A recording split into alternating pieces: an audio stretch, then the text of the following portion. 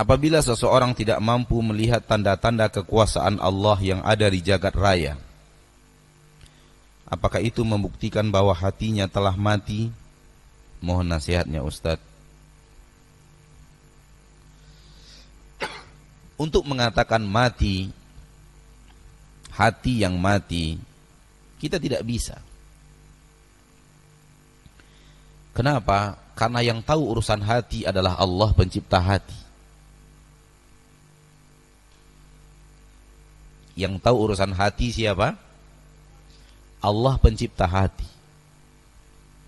Hati adalah bahagian daripada kehidupan kita yang sangat rahasia.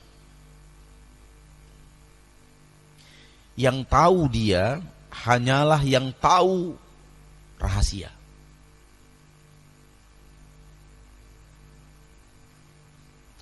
Hati adalah bahagian daripada hidup kita yang tak nampak.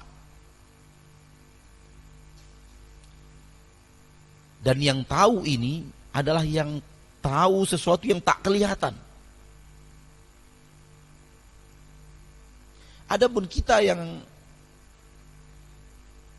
hanya melihat yang nampak-nampak, tak bisa melihat yang tak nampak, tak berhak untuk mengklaim apa yang tidak nampak itu. Dari hal ini dilarang kita untuk memastikan keadaan hati seseorang. Di dalam syariat kita yang mulia, kita dilarang menebak apa yang terjadi di hati orang. Nggak boleh. Karena kita tidak memiliki kemampuan untuk itu. Hadis Usamah bin Zaid radhiyallahu anhuma wa ardahuma adalah pondasi utama dalam bahasan ini.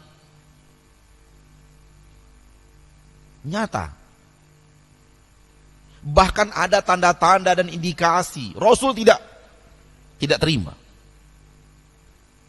Kita semua tahu hadis Usamah bin Zaid. Ketika dia berperang, lalu dia duel dengan seorang musyrik kafir. Dia ingin membunuh orang musyrik itu ingin membunuh dia. Sampai akhirnya orang kafir itu kalah. Dan Usamah siap untuk menancapkan pedangnya. Ketika itu dia berkata, la ilaha illallah.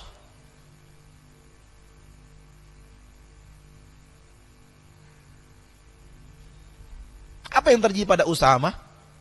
Akan terjadi pada semua orang yang mengalami keadaan itu dan kasus yang sama. Ini orang tidak serius dalam la ilaha illallah. Tadi dia membunuh saya.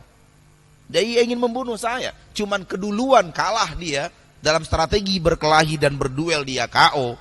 Dan saatnya pedang akan menghujam di tubuhnya, baru dia ucapkan la ilaha illallah. Mungkin orang ini serius. Kalau dia serius nggak mungkin dia berperang. Dan itu yang terjadi pada diri Usamah bin Zaid. Menebak hati orang ini tak serius. Dan kalau pun kita yang berada di posisi yang sama, kita akan mengalami hal yang sama. Dan dengan alasan itu Usamah tetap menjalankan aksi jihadnya dan membunuh orang kafir itu. Tanda-tanda bahwa dia tidak serius. Tanda-tanda bahwa dia mengucapkan itu hanya ingin menyelamatkan diri sudah ada. Sudah nampak dengan jelas.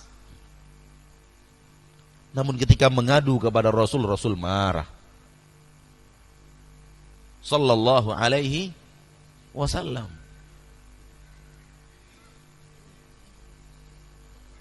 Marah kepada Usamah. Seraya berkata, aqataltahu ba'da an qala la ilaha illallah. Engkau masih bunuh dia wahai Usamah, padahal dia sudah ucapkan la ilaha illallah. Rasul diutus agar umat mengucapkan la ilaha illallah, bukan untuk membunuh manusia. Seperti yang dikatakan oleh orang-orang kafir, dinisbatkan kepada Nabi kita tercinta Muhammad sallallahu alaihi wasallam, zuran wa buhtana,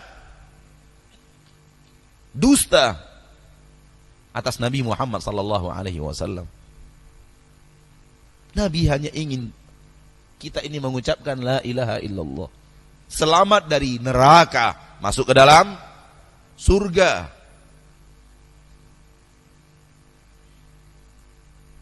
Rasul marah kepada Usama. Usama ketika dimarahi menyebutkan alasan.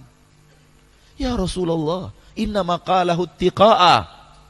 Wahai Rasulullah, dia akan mengucapkannya hanya untuk membentengi dirinya supaya saya tidak bunuh dia. Terlihat dari zahirnya. Rasul tidak terima. Rasul berkata, hal syaqaqta qalbah? Apakah engkau belah dadanya sehingga engkau tahu apa isi hati dada itu? Engkau masuk ke dalam hatinya dan melihat apa yang ada di dalam hati itu. Mampu kamu melakukannya, wahai Usama?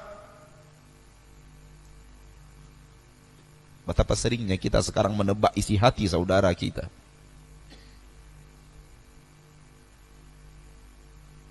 Dan mengklaim saudara kita ini begini, saudara kita ini begini, maunya begini, maunya begini. Siapa kita? Tuhan? Ya akhi, berdirilah di posisimu sebagai hamba yang tidak pernah tahu apa isi hati orang lain. Kalau ataupun terlihat tanda-tanda, jangan katakan itulah dia secara ilmu pasti. Katakan mungkin. Wallahu a'lam bihi.